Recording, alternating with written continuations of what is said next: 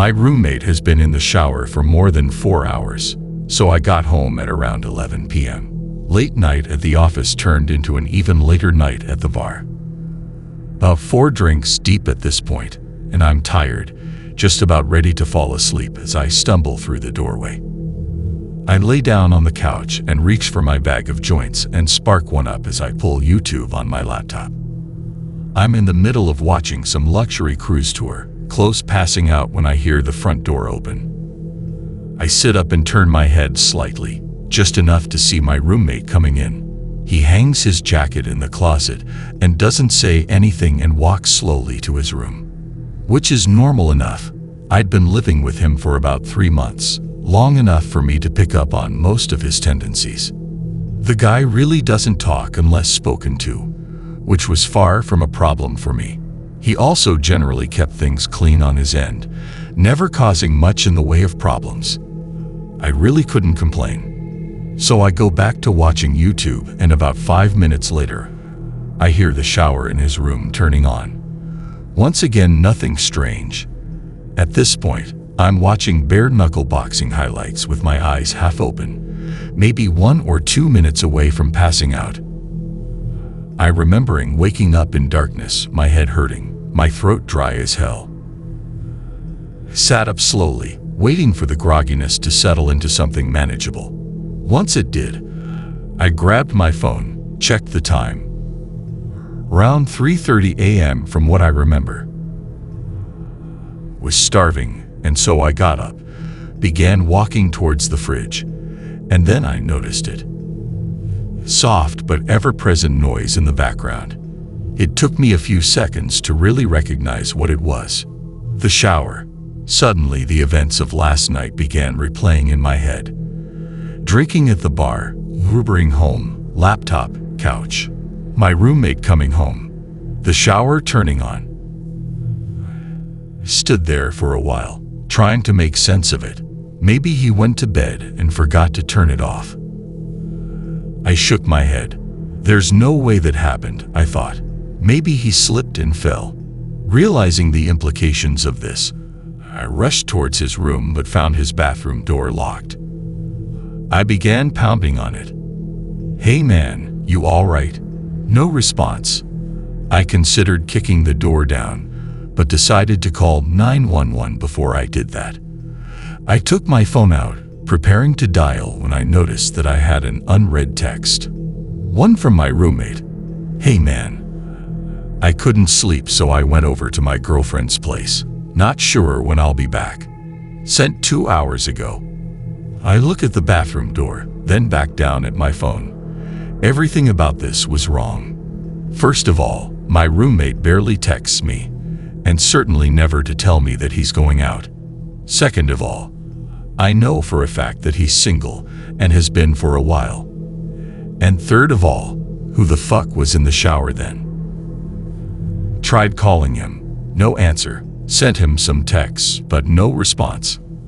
I walked over to his desk and saw that his keys and wallet were still beside his laptop. My head starting to spin at this point, and I get out of there, go back into the living room, and turn on the lights.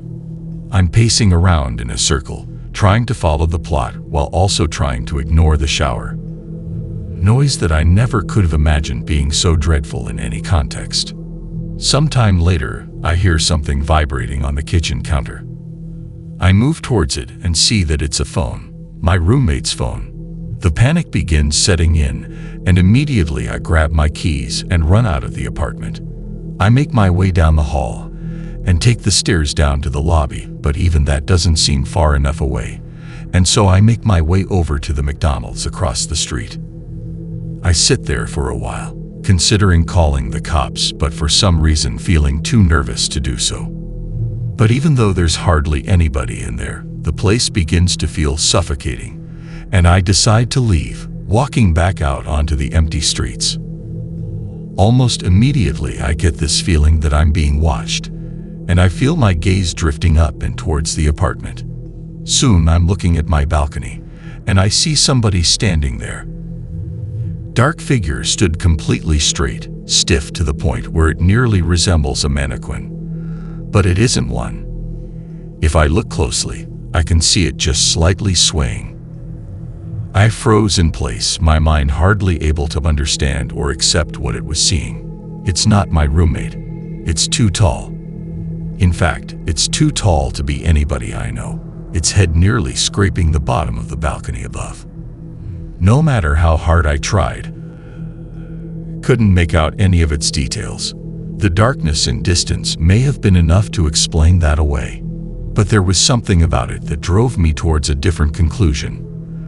That this thing simply possessed no details that could have been observed, that the only element of its composition was that of unadulterated darkness. Of course, my gut instinct was to get the hell away from it, but the voice in my head was telling me that if I were to try and run, this thing would end up following me. I went back into the McDonald's instead, locking myself in the bathroom as I finally dialed 911. I told the operator that somebody had broken into my place, but that I had gotten out of there without them noticing, but that they were still in there. It was the story that most accurately represented the situation without making me come across as batshit. The operator told me that they'd be sending somebody over for me to hang tight. I left the bathroom, waiting at the table closest to the exit until I could see the red and blue lights cutting through the darkness. I went outside to meet the cops, looking up at the balcony to find it empty, though the door to the living room had been left open. They pelted me with a bunch of questions that I found difficult to answer. Is the intruder armed? Do I have an idea who it might be? What are their intentions? Told them I didn't know, that I couldn't figure it out, but they just kept on asking. Soon I was practically yelling at them to go up there and check it out for themselves, and I suppose the terror in my voice was enough for them to begin taking this seriously. They told me to wait by the entrance, and I watched on as they entered the building. I was out there for a long time, growing increasingly anxious at the thought of what they were going to tell me when they came down. Few minutes later, the silence was broken by a single, muffled gunshot. My heart dropped into my stomach, and I continued to wait there, unsure of what to do otherwise. 20 more minutes of silence, and the officers still hadn't come down. Soon I could hear more of them approaching in the distance. Before I knew it, 4 more cop cars had pulled up around me. The scene had fallen into chaos. Officers shouting over each other and into their radios, more questions being hurled my way, none of which I was able to answer. The next few sequences were mostly a blur, but I remember the building being evacuated, the tenants frightened and confused as they were ushered outside while the officers became more and more frantic. I remembered hearing more scattered gunshots, some screaming, other noises that were difficult to make sense of.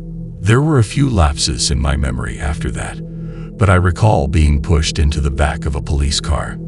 After being driven to the station, I was led into one of the interrogation rooms where I found 2 nondescript men in suits waiting for me. They didn't introduce themselves and immediately went into a series of questions, each one more bizarre than the last. What company was your roommate employed by? What was the nature of his job? How many different people have been inside your apartment since your roommate moved in? Have you ever heard voices inside the apartment from the hours of midnight to 3 a.m.? Voices that did not belong to your roommate. Have you ever seen a circle of people standing outside of the apartment from the hours of midnight to 3 a.m.? People that were exceptionally tall. And one of the most unsettling ones, have you ever seen somebody standing at the foot of your bed upon waking up between the hours of midnight to 3 a.m., only for them to disappear moments later? If so, do you remember what they looked like? Any distinct features? As they continued probing me, my mind began conjuring up some of the strange shit that had happened after my roommate had moved in. Shit that I had written off as figments of my imagination, simply because I had no other explanation for them. I did hear the voices, always coming from the room next to mine where my roommate slept. I was always so tired when I heard them, but I do remember it either sounding like a young woman or a man with an extremely deep voice. I could never make out any words. It always sounded like gibberish. And then there was that one time where I went to the bathroom in the middle of the night, still half asleep. I didn't bother turning the lights on as I entered, but as my eyes began adjusting to the dark, I could have sworn that somebody was already sitting on the toilet. Somebody extremely tall. Of course, when I turned on the lights, nothing was there. It was easy to chalk it up as a product of late-night drowsiness at the time, and I had never really thought about it since. After doing my best to give them useful information, the suits spent a good few minutes taking notes on their phones. Once they were done, they sat up quickly, told me that they'd be in touch before leaving the room. A cop came in a few minutes later and told me that since I couldn't return to the apartment, they would set me up in a nearby hotel until they were able to get the situation under control, and that I should stay put until they gave me a call. What happened? I asked him. What did you guys find up there? He stared at me for a long time, not as if he were deep in thought, but as if he held deep aversion for what he was considering telling me. Eventually, he just shook his head. I don't know, he said. I really don't know. I nodded, tried to smile, though I'm sure it didn't come across very well. It's the next day now and I'm in the hotel. Of course I couldn't sleep, couldn't really eat. The officer hasn't called me yet. When I try searching up information about the evacuation on the internet, all I can find are articles claiming that it was due to a fire. Fucking fire. UPDATE. I fell asleep and I just woke up. It's 1:00 a.m. now. And I can hear the shower.